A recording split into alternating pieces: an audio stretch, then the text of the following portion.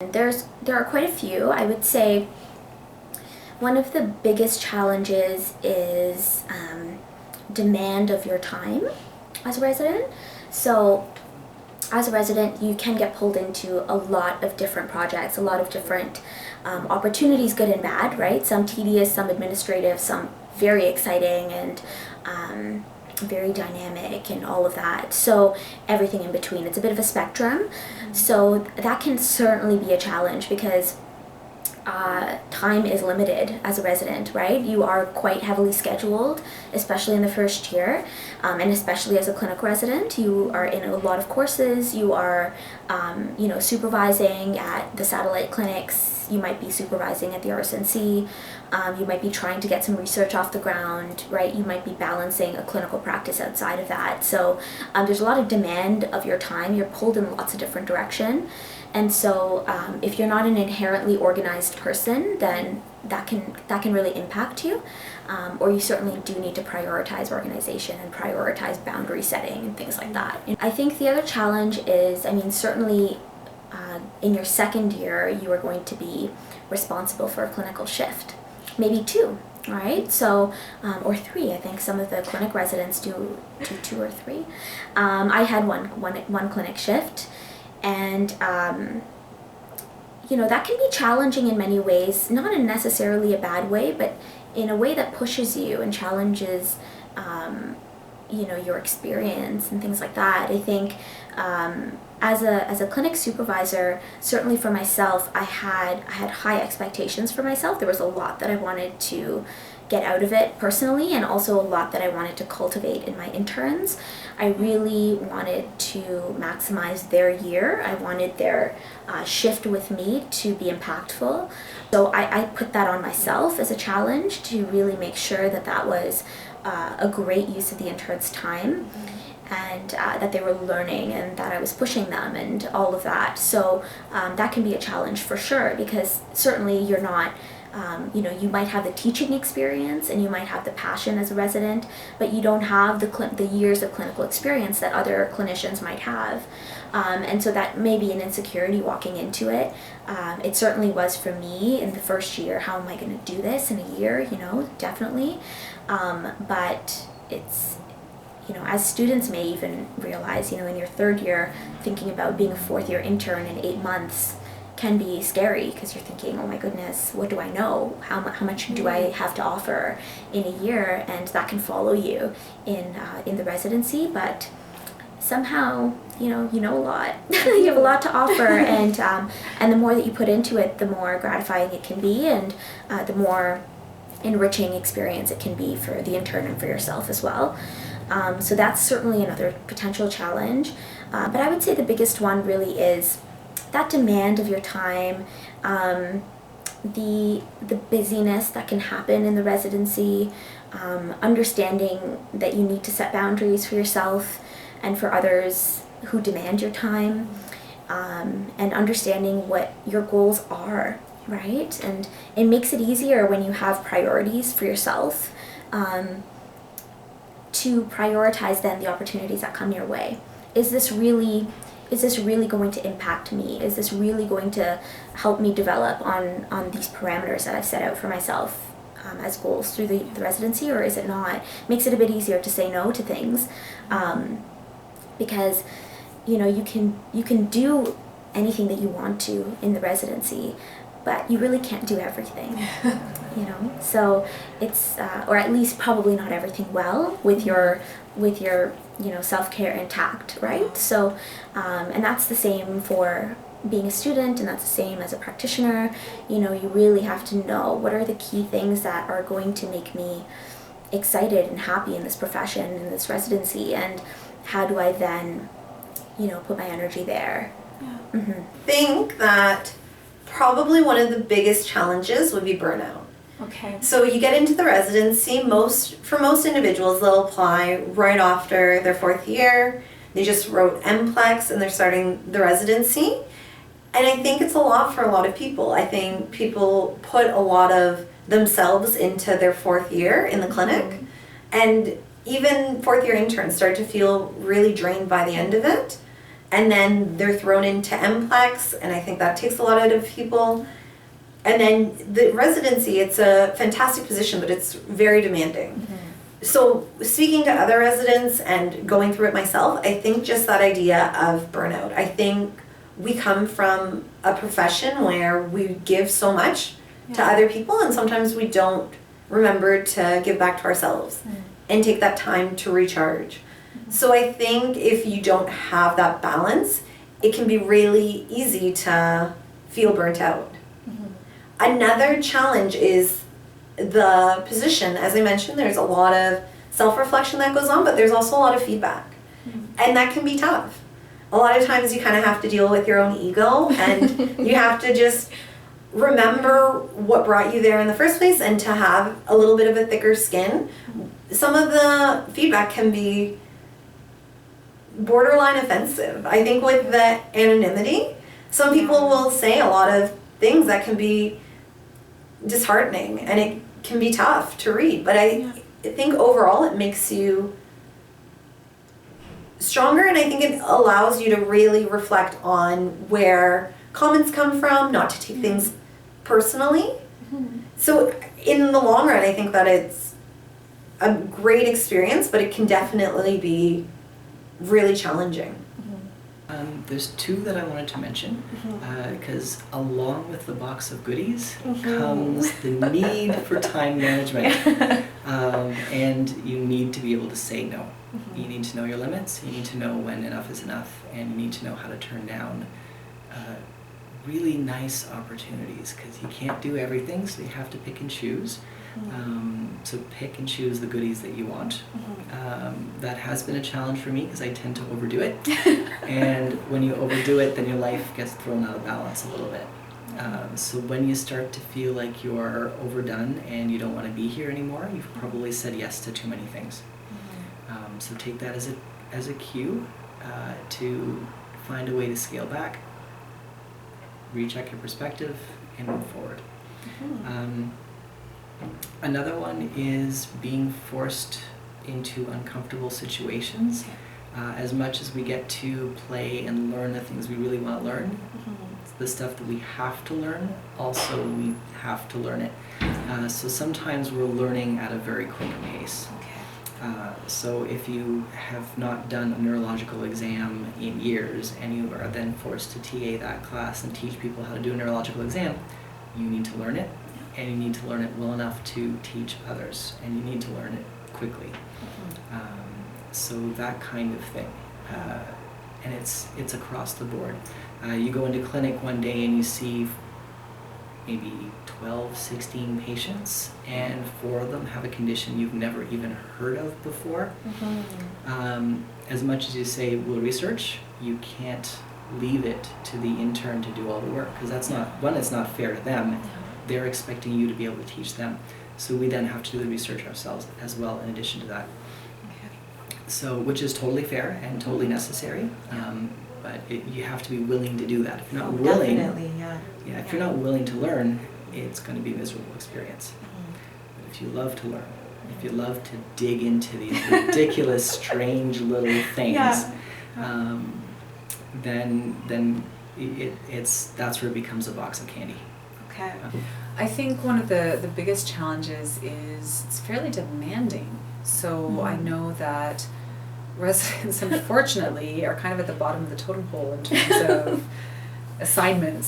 So full-time faculty, part-time faculty, I think we get a little bit more choice around our schedule and around what exactly we're going to be involved in. To some degree. And residents do as well, and what I often advise incoming residents to do is to take initiative and say, I'm interested in this. So in that way you can kind of create your own program. And again, I did it 10 years ago, so I don't know to what degree that opportunity is still there, but I feel like taking the initiative and expressing an interest in a particular area allows you to create the program that you want. Because I know that sometimes the schedule can be demanding, I know sometimes people are given assignments that they don't necessarily love, and that's life. It's part of putting in your time. But I think that can be challenging for some people. So there's that. As I mentioned earlier, the sort of the newbie concept I think can be challenging for some residents. it can be difficult to come across as confident and experienced to a student or even to a patient for that matter when you're clearly right out of the program. And that can be challenging, and different people cope with that in different ways. Some people can be very humble about that and acknowledge where they're at as far as that's concerned. Other people may overcompensate. I feel like that's probably what I did as a resident. You know, I felt confident with what I knew, but I didn't necessarily portray that in an effective way, and so that's something that I feel like I learned, and there's a risk there for other residents, I would imagine. I think there are a lot of new skills that are expected of residents in all of the aspects that we discussed. So clinical care, I mean, after 1 year of clinical internship, there's still a lot of learning to be done. So to expect an individual to practice on their own, that's a big learning curve for anybody, and then B, to take on the role of mentoring others in clinical care is a very new skill. So not only how do I manage this case myself, but how do I facilitate somebody else in an effective way in terms of managing this case. So the teaching paired with the clinical side of things is a new skill that's very challenging.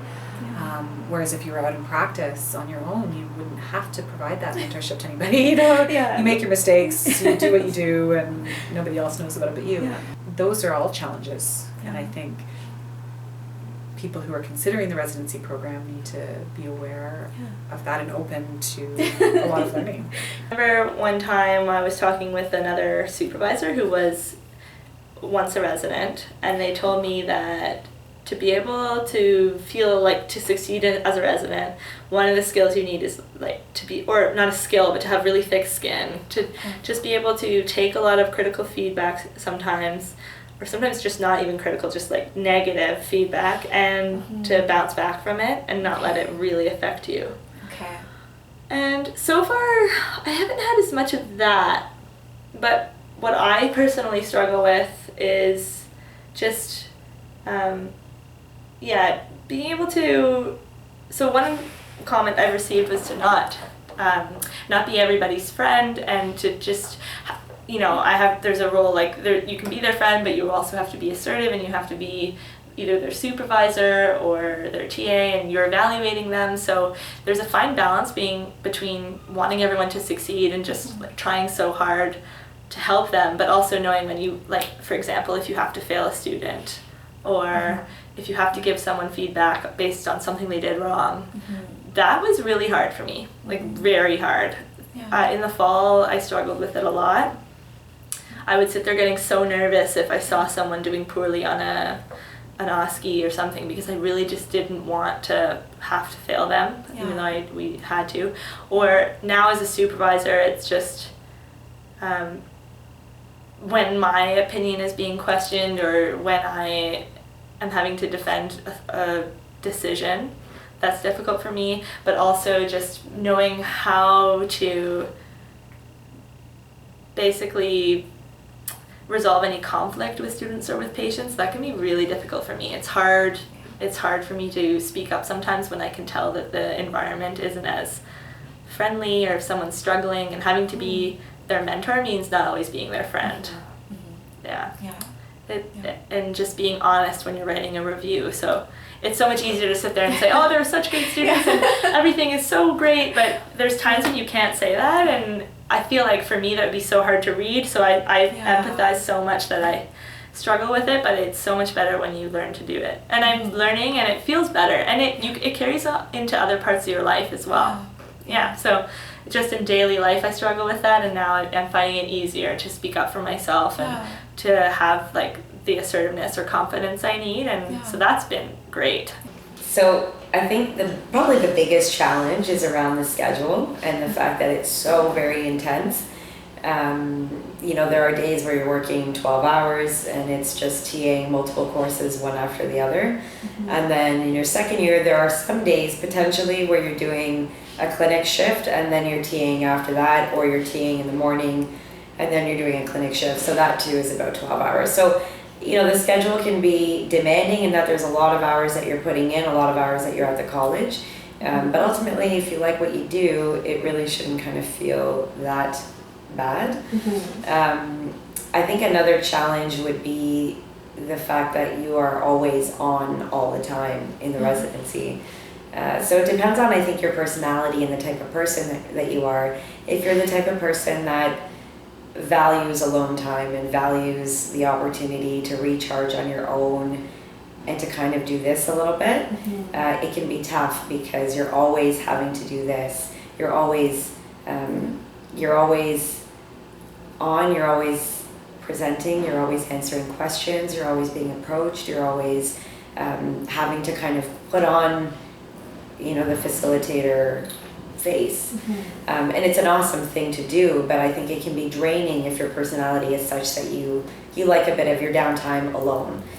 You will still find that within the residency, and you need to make sure that you're balanced, but that can sometimes be tiring. So I think another challenge actually about being in the residency program is because of the fact that you're dedicating so many hours to the residency, you're doing TA work, you're doing clinical work, you don't have naturally as much time to be in private practice. And there is some time that's allocated within the program for private practice, but you know, definitely in your first year, the emphasis is more on the residency. So, you know, you have some time that's carved out, but you're not always actually spending the time to build private practice within that allocated time. And the difficulty also is it switches from semester to semester, so the day changes, and that can be tough because you're not able to really develop continuity with patients if you're constantly switching the day that you're in practice. In second year, it becomes easier. You do have a full day that's allocated, so you can really just focus on that day, building it up, and really just making sure that your private practice is starting. So I think in that sense, the second year becomes easier, but private practice in general, when you're in the residency, it's not the same as if you're not in the residency and you're devoting all of your time to private practice. So that's something I think that's worth mentioning.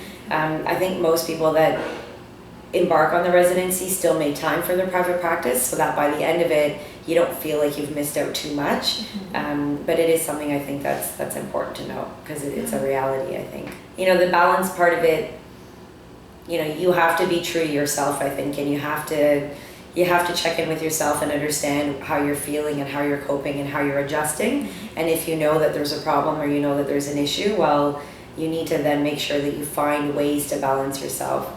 Whether that's playing sports, whether that's taking time to just walk around and be at home, you know, you do what you have to do and you find the time to do that. So, I mean, I think balance can be tough, but if you keep true to yourself, you figure out ways to make it work so that you feel good. I think one of the biggest things is it just takes time and energy, you know? So it's a full-time job for sure.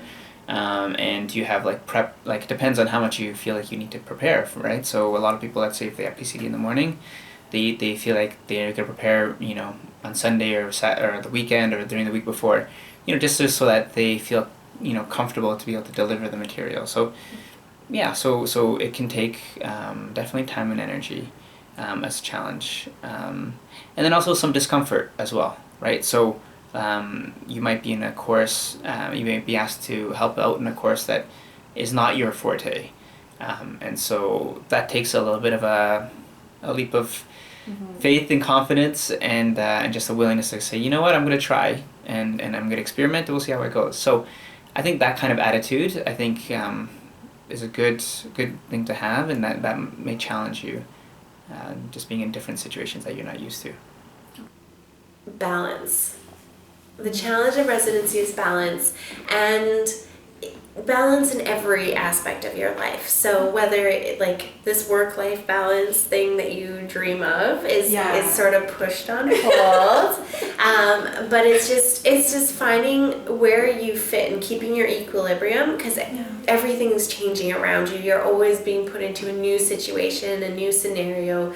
You walk into a patient visit door and you have no idea what's presenting to you, similar to an intern, but they've just had like a good amount of time to find out, and then you're walking in and trying to get it in a very short period of time, right?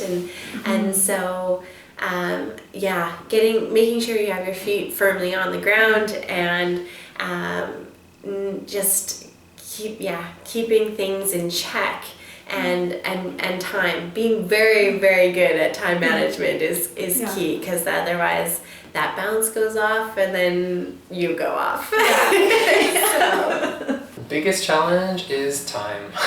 So the workload is intense and the time investment is intense. So it's sort of like juggling continual priorities, whether that be life and work and family and whatever else it may be.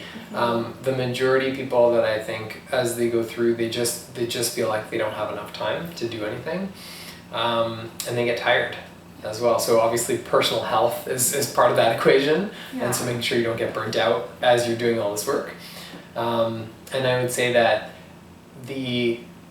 when you're a student, you feel like you have no time, and then you're a resident and you feel like you have even less time, and I feel like now I'm in the real world and I feel like I have even less time. Like it just continues to escalate, and it continues to get harder to figure out where do I invest my time, how do I prioritize, that kind of thing, but all in a good way. Because the residency program is as challenging as and demanding as it is, I feel one of the biggest things that comes out being a challenge for people is, how do I manage it all? What gives? Right? For a lot of us, it tended to be our health. Not funny, but it's definitely a serious thing. And I think if we can categorize health in any spectrum, it could be physical, mental, emotional, spiritual, right? Yeah. Emotional health is super important. Mental health is very, very important. So I feel knowing yourself in a way where you know where your boundaries are. You have to exercise your boundaries because you'll be asked to step up and contribute to things where you might not have the energy to do so, but are you able, willing, or ready to say that? Are you able and willing and ready to acknowledge that your needs are not what somebody else needs of you in the moment? Can you be witness to that, acknowledge that, and then do something about it? And I think that's challenging. I think whenever you're in an environment where there's so many people, there is definitely the challenge of everybody being on the same page. That does not need to be the case. You just need to be respectful and bringing your ideas to the table and kind of just working something out for the greater good. So